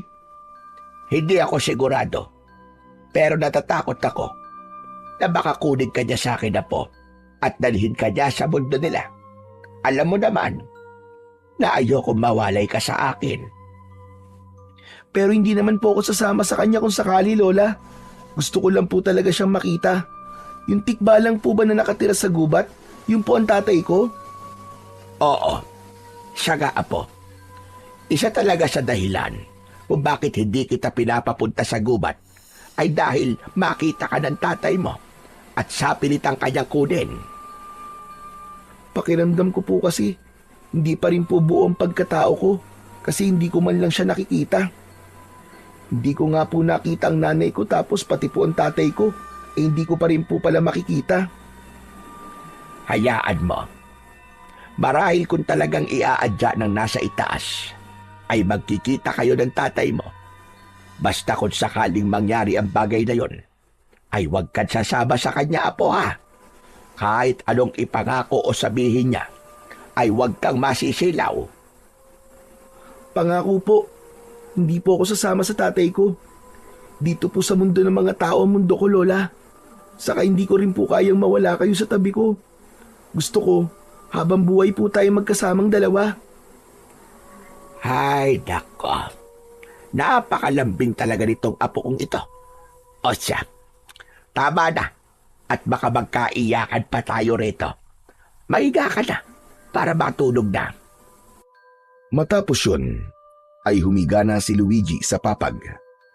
Sa kabila ng sinabi ni Lola Luisa, ay hindi pa rin nawala ang kagustuhan niyang makilala ang kanyang ama. Wala siyang pakialam kahit isa itong tikbalang o kung anumang nilalang. Para kay Luigi ay tatay niya pa rin ito at kung hindi dahil dito ay hindi siya mabubuhay sa mundo. Sa mga sumunod na araw ay nagsimulang lumaganap ang takot sa buong baryo ni na Luigi dahil sa mga natagpo ang bangkay ng tao sa kung saan-saan. Sa itsura ng mga bangkay ay marami ang nagsabi na aswang ang may kagagawa nun. Dahil sa mga insidenteng yun ay naging maingat na ang lahat. Wala nang lumalabas ng bahay kapag sumasapit na ang dilim. Ang dating payapang baryo ay napalitan ng katahimikan na puno ng pangamba at kilabot. Isang umaga, habang nagwawalis si Luigi sa harapan ng kanilang bahay, ay biglang dumating si Narciso. Kuya, ang tagal mong di nagpakita. Saan ka pala nagpunta? Sa Maynila. Tinignan ko kasi yung negosyo ko. Oo nga pala, nasan si Lola Luisa? Wala siya rito eh. Nagtitinda ng biko. Ganun ba? Ano palang bago rito sa baryo natin? Marami kuya. Alam mo bang marami-rami nang napapatay yung aswang? Halos gabi-gabi na po siyang umaatake. Kaya bago pa po gumabi ay wala na pong lumalabas na tao. Grabe, nakakatakot naman yung sinabi mo. Sana'y mahuli at mapatay na ang aswang na yun para bumalik ng katahimikan sa lugar na to. Teka, ano yan nakalagay sa braso mo? Buhok ba yan? Wala to kuya. Anong wala? Ngayon ko lang nakitang may suit ka ng ganyan ha. Ano ba talaga yan? Hindi muna nagsalita si Luigi. Inisip niya kung dapat ba niyang sabihin kay Narciso ang tungkol sa ginintoang buhok ng tikbalang. Wala lang to talaga kuya. Ibinigay lang sa akin to ni Lola pero hindi ko alam kung para saan. Mukhang magandang pulseras naman at kakaiba. Kaya hindi ko po hinuhubad. Ganun ba? Akala ko kasi kung ano na yan eh. Kakaibang pulseras nga yung suit mo. O siya, uuwi na pala muna ako. Dumaan lang talaga ako rito sa inyo para ipaalam na nakabalik na ako. Sige po, sasabihin ko na lang po kay Lola na nandito ka na po ulit. Ay teka, sandali lang. Pwede bang hubarin mo ang pulseras na yan? Gusto ko lang hawakan. Kuya, pasensya ka na. Pero ang sabi kasi ni Lola, wag ko daw itong huhubarin. Mahirap daw kasi itong ibalik eh. Okay. Hindi na kita pipilitin. Naiintindihan ko naman. Pasensya ka na talaga, kuya. Nakangiting tumango si Narciso. Saka yun umalis. Ipinagpatuloy ni Luigi ang kanyang ginagawa, pero bigla siyang natigilan nang kinabahan siya sa dahilang hindi niya alam. Napahinto siya sa pagwawalis at sa paglinga niya ay nakita niya si Narciso na nakatayo sa hindi kalayuan. Matiim yung nakatingin sa kanya. Kumaway si Narciso sa kanya at gumanti siya ng kaway dito. Matapos yun ay muling nagpatuloy sa paglalakad si Narciso. Nagtaka si Luigi sa ginawang yun ni Narciso. Tila may kakaiba rito na hindi niya matukoy kung ano. Nang nakauwi na si Lola Luisa, ay agad itong sinalubong ni Luigi. Inabot ni Lola Luisa kay Luigi ang pasalubong nitong banana Q. Pagdating nila sa loob ng kanilang bahay, ay doon naalala ni Luigi ang dapat niyang sabihin sa kanyang lola. Ay, oo nga po pala Lola. Nandito na po ulit si Kuya Narciso sa baryo natin. Dumaan po siya rito kanina habang nagtitinda po kayo. Ang sabi po niya, galing siya sa Maynila kasi tinignan niya po yung negosyo niya ron. Kaya pala ilang araw na siya hindi nagpupunta rito dahil nasa Maynila siya ng mga nakaraang araw. Pero mukhang hindi maganda ang pagbabalik niya rito dahil sa pag-atake ng aswang dito sa ating baryo ngayon. Kaya nga po Lola dapat pala hindi na muna siya bumalik. Pero Lola, may naisip lang po ako. Ano po kaya kung labanan ko po yung aswang? Magilagit. Ano ba yung sinasabi mo, bata ka? Bakit bigla mong naisip ang ganyang bagay? Hindi po ba may proteksyon po ako mula sa gininto ang buhok ng tikbalang? Hindi po ako nasasaktan. Ibig sabihin, meron din po akong kakayahan na makipaglaban dun sa aswang. Nag-aalala na po kasi ako sa mga tao rito sa baryo natin. Hindi po natin alam kung sino po ang susunod na papatayin ng aswang na yon. Habang hindi po kasi namamatay yung aswang na yon, paniguradong madadagdagan at madadagdagan pa po ang mga biktima niya. Tama ka naman sa sinabi mo.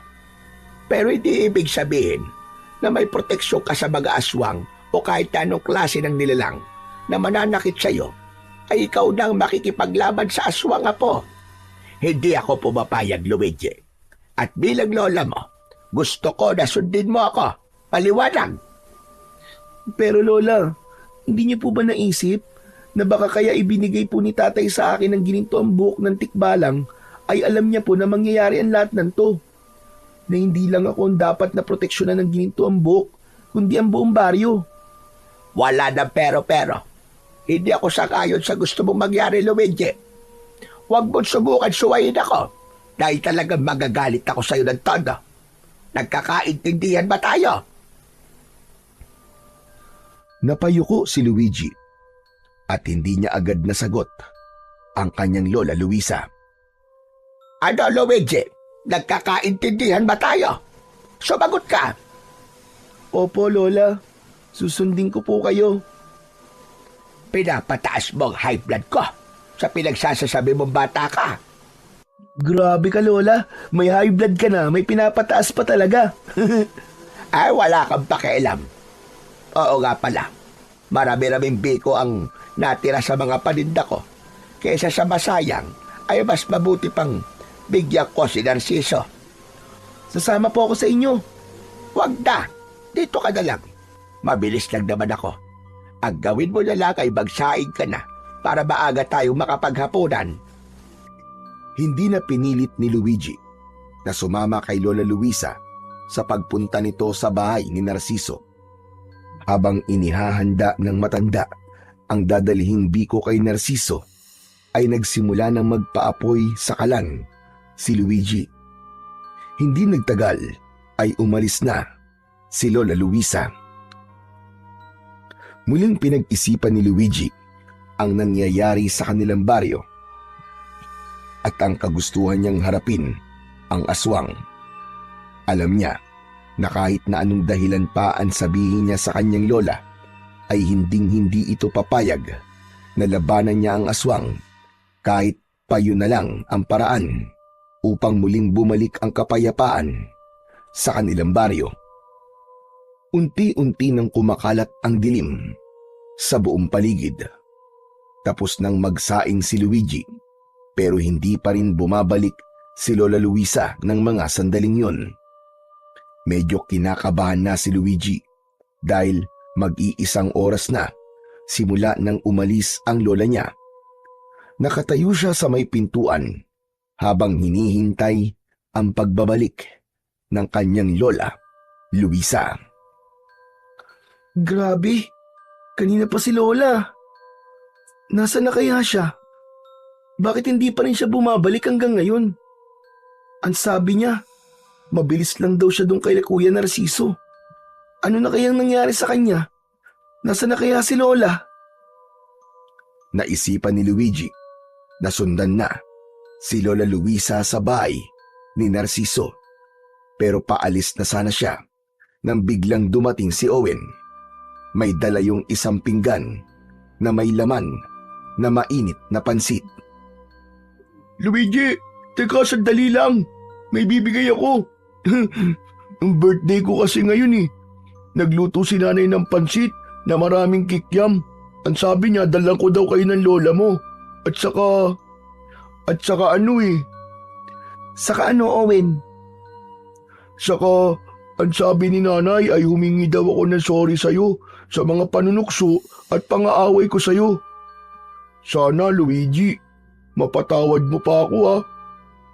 Napalo ako ni nanay nung nagsumbong ako sa kanya nang mabalian ako ng mga daliri.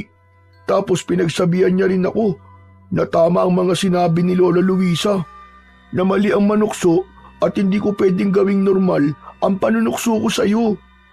Sorry talaga, Luigi ah. Wala na sa akin yun, Owen.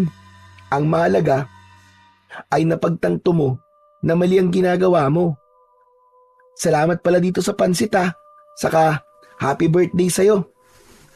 Teka, wala bang lason to? Uy, wala ah. Promise, walang lason yan.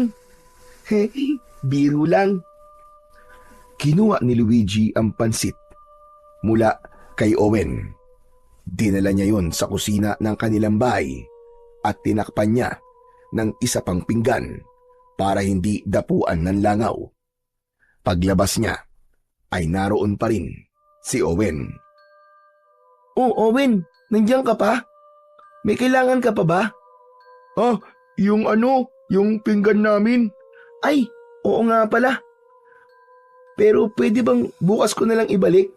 Pupuntahan ko pa kasi si Lola Luisa sa bahay ni Kuya Narciso eh. Okay lang ba yun, Owen? Ganun ba? Kung gusto mo, samahan na kita eh. Kailangan ko rin kasing humingi ng tawad sa lola mo. Sige, bilisan na lang natin kasi malapit ng dumilim. Tara, umalis na tayo. Magkasamang nagtungo sina Luigi at Owen sa bahay ni Narciso. Pagdating nila roon ay nakasarado ang pinto, pero naglalagos ang liwanag mula sa gasera sa loob. Kaya sigurado si Luigi na naroon si Narciso.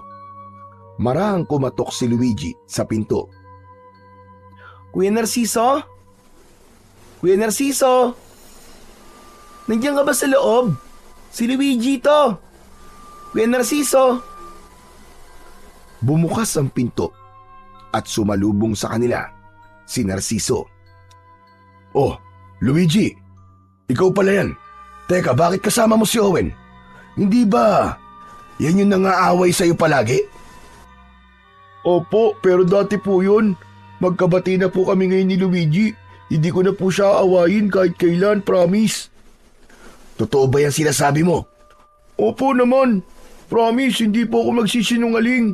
Bati na po talaga kami. Mabuti naman kung ganun. Alam mo naman siguro kung anong mangyayari sa'yo kapag tinukso at inaway mo ulit itong si Luigi. Ah, oo nga pala, Luigi. Ano bang ginagawa mo rito?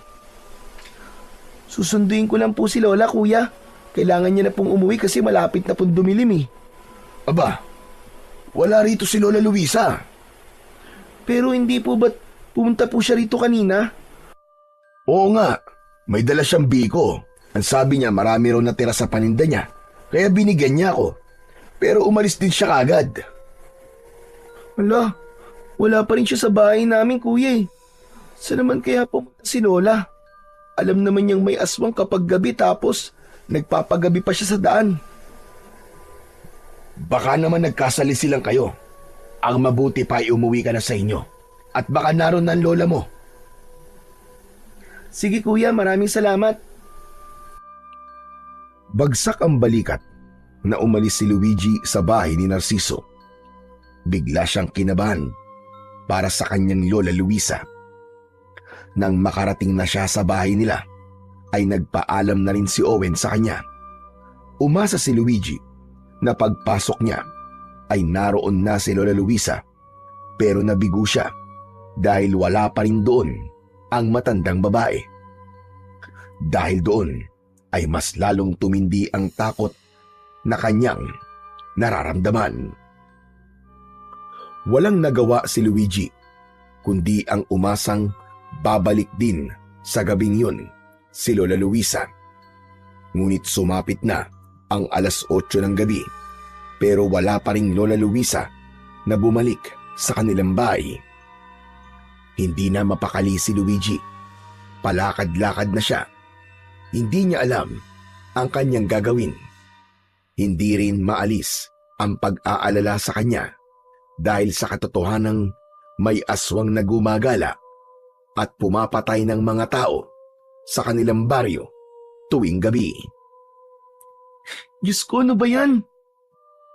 Nasaan ka na ba, Lola Luisa? Sana naman ay okay ka lang kung nasan ka man ngayon. Sana umuwi ka na, Lola. Sana makauwi ka ng ligtas.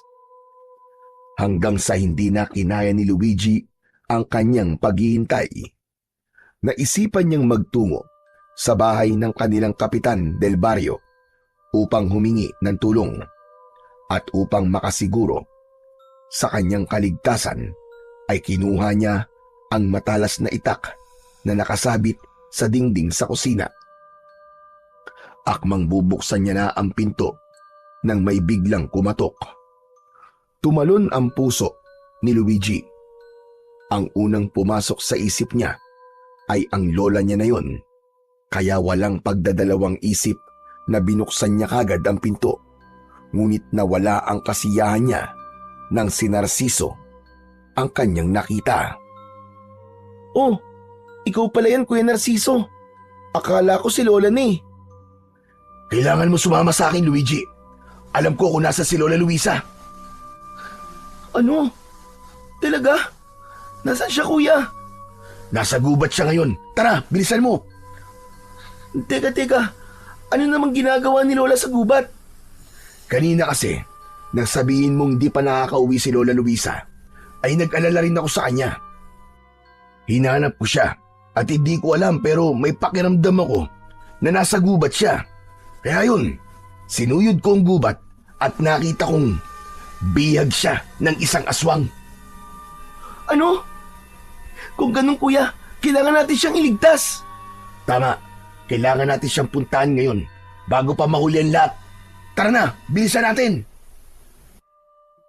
Hindi na nagsayang ng oras, sina Luigi at Narciso. Agad silang nagtungo sa gubat. Mahigpit ang hawak ni Luigi sa kanyang itak, habang nasa unahan niya si Narciso. Pero Kuya, bakit naman bibihagin ng aswang si Lola? Di ba? Isipin mo. Sa totoo lang, ay hindi ko rin alam. Basta, nakita ko lang siya rito na nakatali sa isang puno habang may isang aswang sa tabi niya. Sana talaga hindi pa uli ang lahat. Sana ay maabutan pa nating buhay si Lola Luisa. Diyos ko, sana nga Kuya. Hindi ko kayang mabuhay nang wala si Lola Luisa. Hindi siya pwedeng mamatay. Nang sandaling yon, ay biglang naisip ni Luigi ang dahilan ng pangyayaring yon. Napagtanto niya na kaya binihag ng aswang ang lola niya ay dahil sa kanya. Maaaring buhay niya ang hihinging kapalit ng aswang na bumiyag sa kanyang Lola Luisa para sa kalayaan ng kanyang lola. Makalipas ang halos kalahating oras na paglalakad, ay huminto si Narciso. Hinawakan nito ang braso ni Luigi at nagtago sila sa likod ng isang malapad na puno. "Huwag kang maingay. Nandito na tayo. Tignan mo, dun. Naroon si Lola Luisa." Sinundan ng mga mata ni Luigi ang itinuturo ni Narciso. Labis ang awang lumukob kay Luigi nang makita niya ang kanyang Lola Luisa na patayong nakatali sa isang puno. Nakayuko ang matanda at mukhang nangihina na. May mga kahoy sa harapan nito na may nakasinding apoy. Yun ang nagsisilbing liwanag sa paligid. Kawawa naman ang lola ko. Kailangan natin siyang pakawalan at iligtas siya, kuya. Sandali lang. Huwag tayo magpapadalos-dalos. Baka nasa paligid lang yung aswang. Makiramdam na muna tayo. Pinigilan ni Luigi. Nalapitan agad si Lola Luisa. Sinunod niya si Narciso at nakiramdam sila sa kapaligiran. Napakatahimik ng kagubatan ng mga sandaling yun. Ang tanging naririnig nila ay ang manakanakang huni ng mga panggabing ibon. Sa tingin ko ay wala sa paligid yung aswang. Kumilos na tayo, Luigi. Tara, bilisan natin.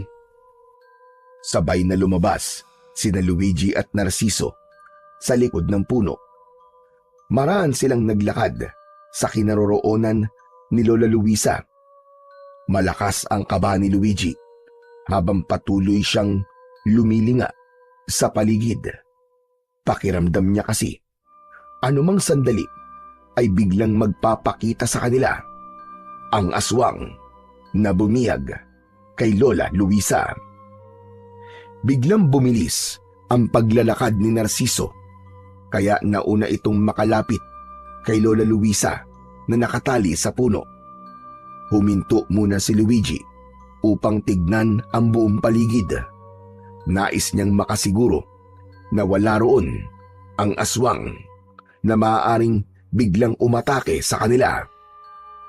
Umangat ang muka ng matanda at nang makita nito si Narciso ay bigla itong sumigaw at nag-hysterikal. "Huwag mo akong sasaktan! Lumayo ka sa akin, maawa ka! Huwag mo akong sasaktan!" Lola, si Kuya Narciso po yan. Hindi po kayo dapat matakot sa kanya, Lola. Luigi, apo. Diyos ko, anong ginagawa mo rito? Hindi ka dapat sumama kay Narciso. Umalis ka na! Umalis ka na, apo! Tumakbo ka! Si Narciso ay... Tumahimik ka! Hayaan mong ako ang magpakilala kay Luigi kung sino o ano talaga ako. Tumingin si Narciso kay Luigi habang may nakakatakot na ngisi sa mukha nito. Sa isang iglap ay nagbago ito ng anyo. Mula sa pagiging tao ay naging isa itong aswang. Bahagyang napaatras si Luigi sa labis na pagkabigla dahil sa nakakatakot nitong itsura. Teka, sandali. Kuya Narciso, anong ibig sabihin nito? Bakit? Paano ka naging aswang? Hindi mo pa rin ba nauunawaan? Matagal na akong aswang, Luigi. Sadyang nakipaglapit lang ako sa'yo upang mapatay kita. Magigid sagabal ka sa aming mga aswang kapag ikaw ay nasa ustong edad na, dahil ang dugo mo ay pinaghalong dugo ng tao at ng tikbalang. Kaya habang bata ka pa, ay dapat ka nang mamatay. Kung ganun, nilinlang mo kami. Niloko mo kami ni Lola Luisa. Tama ka. Ginawa ko yun para makuha ko sa'yo ang gininto ang buhok ng tikbalang. Dahil alam ko na habang nasa katawan mo yan, ay walang kahit na sino ang makakapanakit sa'yo. Para kang bato. Kaya ngayon, bibigyan kita ng pagkakataon na iligtas ang buhay ng mahal mong lola. Huwag kang makinig sa kanya, Apo. Huwag mong alisin sa katawan mo ang ginito ang buhok ng tikbalang. Hayaan mo na ako mamatay, Apo. Wala na. Wala na ako, Apo. Masaya na ako sa mga nangyari sa aking buhay. Wala na akong hahanapin pa. Pero ikaw, napakabata mo pa para mawala sa mundong ito. Marami pang mangyayari sa iyong magagandang bagay, Apo. Tumakas ka na, iligtas mo na ang sarili mo, Apo. Pero Lola, hindi ko po kayang mabuhay nang wala po kayo. Kaya mo. Kaya mo, Apo. Naniniwala ako na kaya mo. Sige na, umalis ka na rito. Tumakbo ka na. Manahimik kayong dalawa. At ikaw naman, tanda. Ayoko nang marinig ang boses mo. Dahil papatayin talaga kita. Wag! Wag, kuya. Wag mo sasaktan ang lola ko. Parang awa mo na. Wag mo siya sasaktan. Kung gusto mo mabuhay pa ang lola mo, ay sundin mo ang sasabihin ko sa'yo. Alisin mo sa katawan mo ang ginintuang buhok ng tikbalang. Sunugin mo yan sa apoy na nasa iyong harapan. Sige na, sunugin mo na. Luigi, Apo, wag. Sinabi ng tumahimik eh. Huwag mong ubusin ang pasensya ko, tanda. O ngayon, Luigi, kung gusto mong mabuhay pa ang lola mo, ay gawin mo na ang inuutos ko sa'yo. Bilisan mo na! Teka, sandali lang. Gusto ko munang makasiguro na hindi mo sasaktan si Lola kapag sinunod ko ang gusto mo mangyari. Matalino kang bata ka. Sige, hawak mo ang salita ko. Isa pa, wala ka ng ibang pagpipilian, kundi ang sundin ako dahil hawak ko ngayon ang buhay niyong dalawa. Hindi na nagdalawang isip si Luigi. Inalis na nga niya ang ginintuang buhok ng tikbalang na nakatali sa kanyang braso. Dahan-dahan siyang lumapit sa apoy at lumuluhang inilaglag niya yon sa apoy. Mabilis na nilamon ng apoy ang ginintuang buhok ng tikbalang na galing sa kanyang ama na hari ng mga tikbalang. Sa wakas, ngayong wala na sa'yo ang iyong proteksyon, maaari na kitang patayin at napakadali mo talagang linlangin. Inisip mo talaga na bubuhayin ko lola mo dahil sinunod mo ko. Tanga! Pareho ko kayong papatayin. Pero uunahin muna kita, Luigi. Humanda ka na! Mabilis na humakbang ang aswang na si Narciso papunta kay Luigi. Ngunit bago pa ito tuluyang makalapit, ay biglang lumitaw sa harapan ni Luigi ang isang nilalang na may katawan ng isang tao pero ang ulo ay sa kabayo. Nanlaki bigla ang mga mata ni Luigi. Agad niyang naramdaman ang koneksyon nila ng tikbalang na yon. Teka, ikaw ba? Ikaw ba ang tatay ng batang yan? Totoo nga, anak nga siya ng isang tikbalang. Pero kung inaakala mong matatakot ako sa'yo, ay nagkakamali ka, kabayo! Mabilis na tumakbo ang tikbalang papunta kay Narciso. Sinipa nito ang aswang at lumipad yun sa malayo. Habang abala sa laban ang dalawa, ay mabilis naman na nilapitan ni Luigi ang kanyang lola Luisa.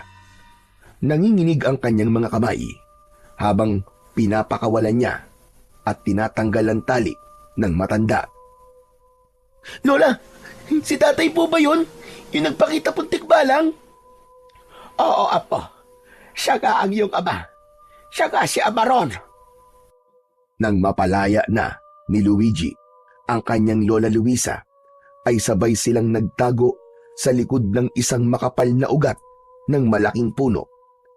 Hindi nila inalis ang tingin sa nagaganap na laban. Nakita nilang unti-unting napagod si Narciso, habang si Amaron ay patuloy na nagpapakita ng lakas nito na tila walang hangganan.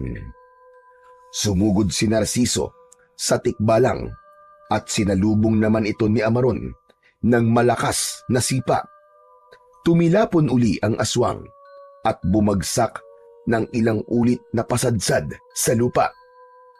Duguan na si Narciso at halos hindi na makagalaw. Dinampot ni Amaron ang isang sanga at buong puwersa nito yung itinarak sa leeg ng aswang.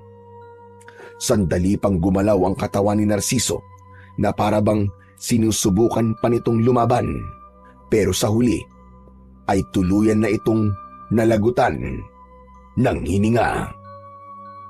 Ligtas na tayo, Lola. Napatay na ni tatay ang aswang. Biglang tumingin ang tikbalang sa kanila. Imbis na matakot, ay pagkasabik ang naramdaman ni Luigi. Hindi siya makapaniwala na abot kamay na niya ang kanyang ama na hari ng mga tikbalang. Dahan-dahan siyang lumapit kay Amaron habang nakahawak si Lola Luisa sa kanyang kamay. Ikaw po ba si Amaron? Ang aking ama? Oo, ako nga ang iyong ama. Patawarin mo ko. Dahil ako ang dahilan kung bakit nakakaranas ka ng pangungutya sa mga kauri mo. Hindi na nagsalita si Luigi at mahigpit niyang niyakap si Amaron. Napahagulgul na siya ng iyak dahil hindi niya inakala na makikita pa niya ang kanyang ama. Nang kumalma na siya, ay humiwalay na siya sa pagkakayakap sa ama niya na tikbalang. Maraming salamat po sa pagliligtas niyo po sa amin ni Lola. Tatay! Hindi ko maaaring pabayaan ang aking anak at ang mahalagang tao sa kanya. Pero, tatay, gusto ko lang pong malaman. Kukunin niyo na po ba ako? Isasama niyo na po ba ako sa mundo niyo? Hindi, anak. Hindi kita kukunin. Batid ko na ang mundo mo ay ang mundo ng mga tao. Dito ka nararapat kasama ang lola mo at ang mga taong nagmamahal sa iyo. Matapos yung sabihin ni Amaron, ay kumuha ito ng ilang hibla ng buhok mula sa ginintoang buhok nito. Hinawakan nito ang braso ni Luigi at itinali nito roon ang kanyang buhok. Dahil ako na ang nagtali ito sa iyo, ay hindi na ito maaalis sa iyong katawan. Wala nang apoy ang kaya itong sunugin. Ito ang iyong panibagong proteksyon, anak. Gamitin mo ito kung may kasamaan pa darating. At tandaan mo, Luigi, anak, darating ang araw na lalabas ang kakaibang kakayahan na taglay mo bilang ikaw ay aking anak. Hindi na ako makapaghintay na masaksihan ang kabayanihang gagawin mo sa hinaharap, aking anak. Humakbang paatras si Amaron at unti-unti itong naglaw sa kadiliman ng gubat. Naiwan si Luigi na luhaan sa tabi ni Lola Luisa, pero masaya siya dahil sa wakas ay nakausap na niya ang kanyang tatay na isang hari ng mga tikbalang. Mula nang mamatay si Narciso, ay tuluyan ng tumigil ang pag-atake ng aswang sa buong baryo. Ngunit sa kabila ng lahat, inilihim pa rin ni na Luigi at Lola Luisa ang katotohanan tungkol sa pinagmulan ng apo niyang si Luigi. Alam nilang hindi pa handa ang baryo nila na tanggapin ang ideya na si Luigi ay totoong anak talaga ng isang tikbalang. At sa mga lumipas na mga araw, ay hindi na maikubli ni Luigi ang pananabik sa pagsapit ng araw na tumungtong na siya sa edad kung saan lalabas ang kanyang kakaibang kakayahan. Napagtanto niya rin na hindi mahalaga kung saan siya nanggaling o ano o kung sino ang kanyang mga magulang. Ang pinakamahalaga ay ang pagpili niya sa kabutihan kahit pa hindi naging mabuti sa kanya noon ang mundo at ang ilang mga taong nakapaligid sa kanya. Para sa kanya, ang kabutihan ang dapat na maghari sa mundo. Naniniwala siya na kapag kabutihan ang iyong itinanim, ay kabutihan din ang iyong aanihin. At nakahanda si Luigi sa anumang uri ng aswang na nagbabadyang sumalakay sa kanilang baryo. Hindi niya hahayaan na may aswang na mananakit pang muli sa kanyang lola at sa kanyang mga kababaryo. Nakahanda siyang ipagtanggol ang lahat bilang anak ng hari ng mga tikbalang para sa katahimikan at ikakapayapa ng lahat.